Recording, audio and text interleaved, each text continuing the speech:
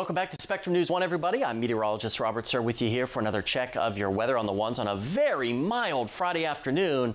But let's talk snowfall across the area here. We are at 3.2 inches for the season so far, which isn't a ton, but it only takes one storm. We are one of the exceptions. The rest of the state is far blowing out their snow totals for the year. We should be at 2.4, so we are running above average, but not as much as places like Louisville and Lexington. A year ago, we actually had more snow, which is a complete anomaly because the rest of the state, it was much, much lower.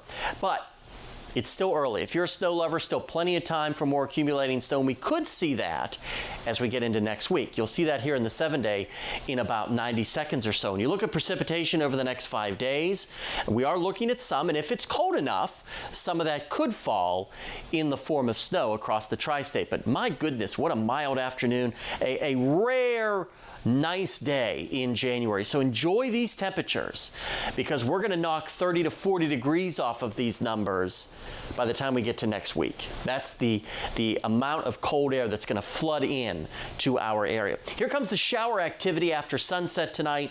Light to moderate showers at times.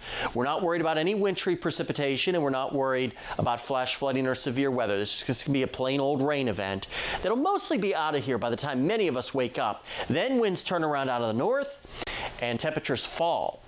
From Saturday afternoon through basically the next 3 days, temperatures are going to continue to fall. So again, flirt with 60 degrees west of Kentucky Lake.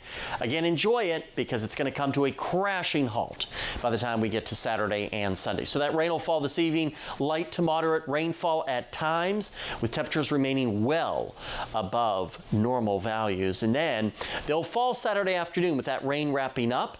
Maybe a flurry or two Sunday, but notice how much temperatures fall. Sunday night into Monday, maybe single digits. Monday night into Tuesday, lower teens. Same thing Tuesday night and into Wednesday, with temperatures struggling to get out of the teens for highs.